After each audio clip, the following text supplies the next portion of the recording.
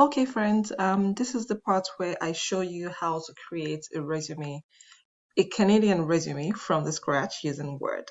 So the first thing you need to do is to open a blank Word document, which I know that you already know how to do. The next thing you want to do is to work on the margin. So for that, you would go to Layout, click on Margins, and click on Custom Margins. I wouldn't suggest narrowing all of your margins, but I believe that you can narrow your top margin, because normally I would ask that you put your name, your contact details, name, and all of that in your um, in the header portion. But new information says that the ATS doesn't capture that part. So I would say just reduce your top margin a little bit, not a little bit, to like 1.5, just to give you a bit more room. Only your top margin. And then for your name, you want to your contact details, really, not just your name. You want to insert a table. So I'm just gonna press enter, and then I'll go back up, insert that table. That would be a two column table. On one part, you would have you type in your full name. On the other part, you will type in your all of the contact details. So that would be your address. Usually, we suggest your city and your province. So let's say Toronto, Ontario, except in cases where the employer specifically requests for more information. The next information here would be your phone number. So that would be like a 123 456 7890. That's your phone number. And the next here would be your email. So that would be email@email.com. Just using samples here. I wouldn't suggest converting it to a link, but you can if you want to, but I wouldn't suggest that. So to get it back, to ensure that it's not a link, just click Ctrl Z. That changes it back into, okay, it changes back again, but you can still, remove, right click, and then select remove hyperlink. That's something you can do.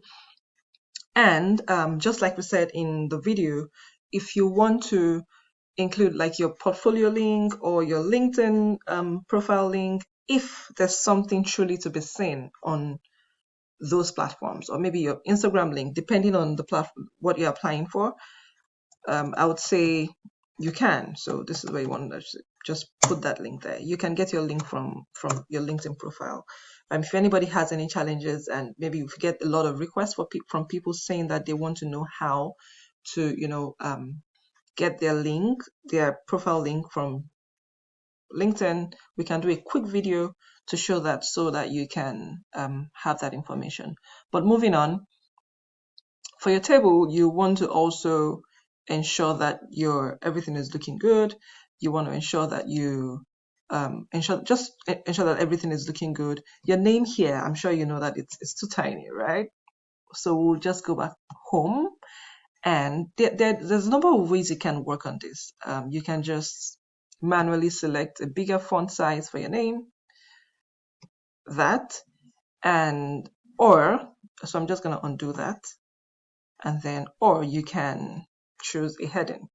So just choose the style here, and home. You can choose any of the styles that looks nice to you. You can choose this, maybe that. So that typically would be your first and last name.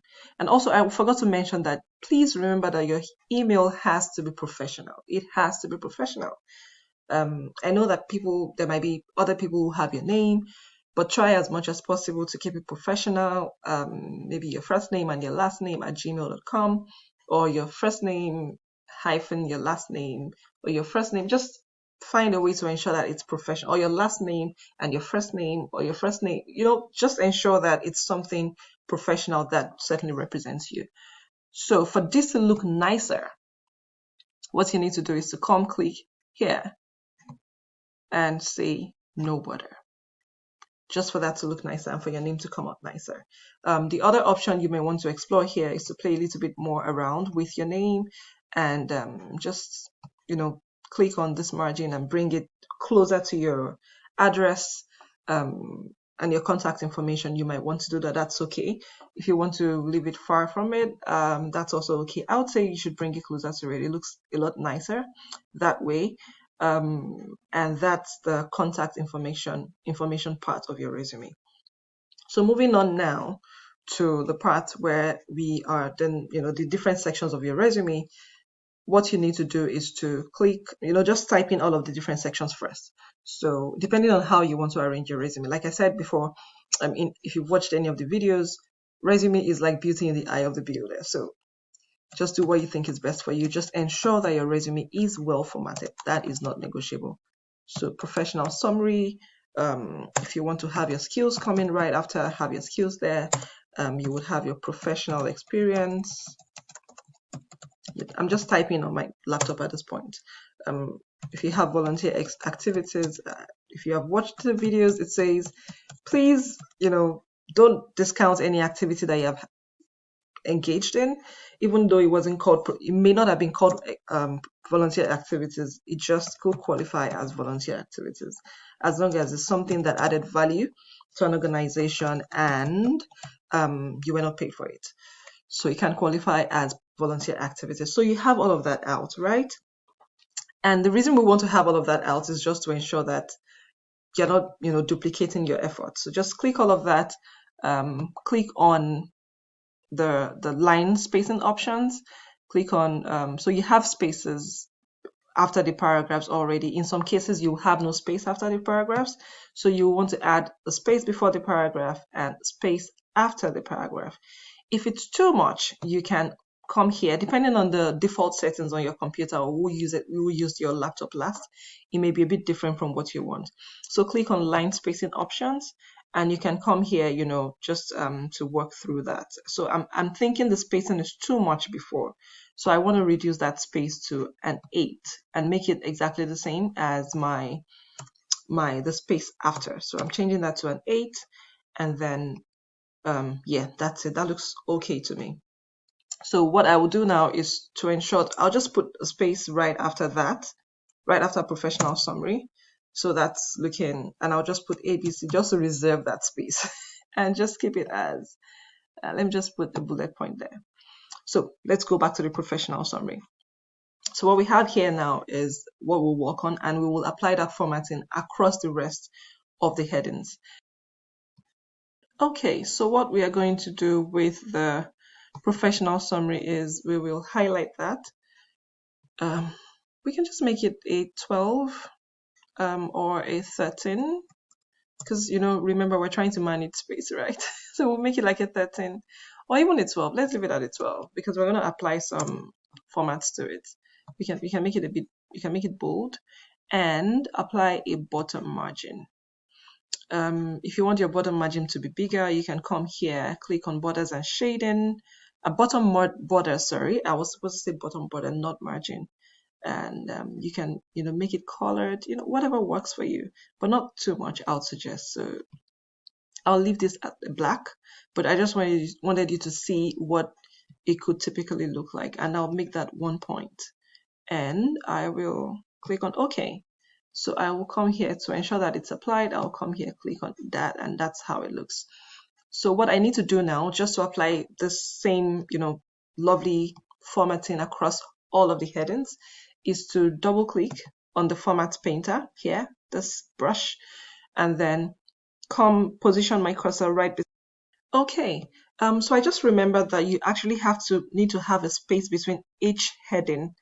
So just click enter right beside the last text of each heading, just so it doesn't mess with your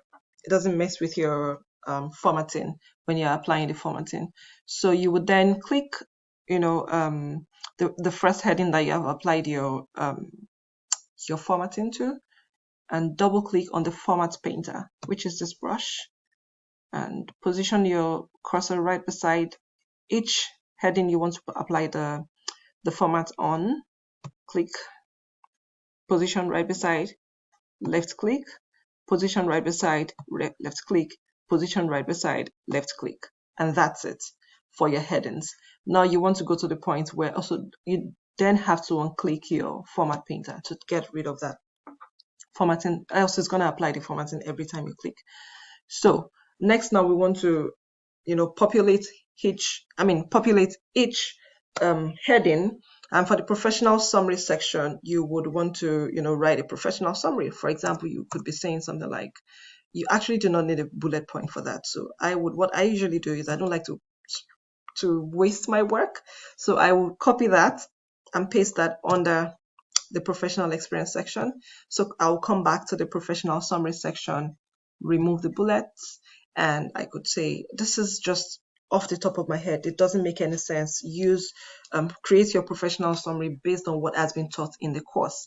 This is just for the purpose of description. So a wonderful person with 25 years of experience and proficiency with MS Office. Again, this is just for description, and I usually like to make that, align that to the center. So you can click on this align tool and click on center. So for your skills now, I imagine, depending on how you want to do your skills, sometimes for the skills you could list them just, reading. No, that's so silly. Let me just use reading. Let's say communication, project management. Sorry, there's something I would like to show you. Project management, Adobe, just Adobe tools. This is just me writing things. MS Excel. In some cases, you really are pressed for space and you don't have the luxury of just listing all of these things out. What you can do to shorten your resume is to select all of those cues. If you want to use bullet points, select all of those cues, click on layout and select columns and choose 2 columns. Then it shortens your resume and you have your skills. All of them are still listed out, just that you have 2 columns to put them in. Sometimes you may want to make them into 3 columns, but be careful so it doesn't look ridiculous. I would say keep it at 2 columns most of the time. And that's that for the skills section. For the professional experience section, usually before you go into your bullet points, you would want to have, so you can click enter to move the bullet to the next line, remove the bullet on the first line. And what you need to do now is to write your position, your most recent position, because you will be doing your resume in chronological format, meaning your most recent experience all the way back to your oldest experience. For example, your most recent experience could be manager, customer service manager. So customer service manager, right? And you would then want to include the the start date and the end date for that position. So click the tab button. I usually see people having resumes where the spacing is not even. That's because you keep using the space bar. I wouldn't suggest using the space bar. I would say click the tab button, tab, just until a reasonable amount of space is there, maybe 2 tabs or 3 tabs or 4 tabs. And then your start date was January. I would usually suggest keep it short so it doesn't take too much space. So January, let's say 2021. If it's present, and then just use a hyphen and then click present. And then click enter to go to the next line. This is where you want to write the name of the organization. So for example, the organization could be Government of Wakanda. Just an example. Government of Wakanda. And just an example. And you would then go here, Wakanda. You can see that the spacing is too much and it's going to affect the length of your resume. So you can actually come here and remove the spaces for this particular one. Remove the space, make it bold, just so it looks nice. We talked about providing some context in some other parts of the resume writing course. So just go watch that so anybody who is looking at your resume can understand the context. What does Government of Wakanda do? What's the size of the organization? Just so they know if it's a fit for their team. So again, I will come here. I want to reduce the margin again. I want to reduce the spacing again. So I have highlighted everything. I reduce the spacing. And then you would populate with all of the things that we have talked to you about in terms of how to write each job description. By the time you're done, you would see that your resume looks nice and crisp. Thank you.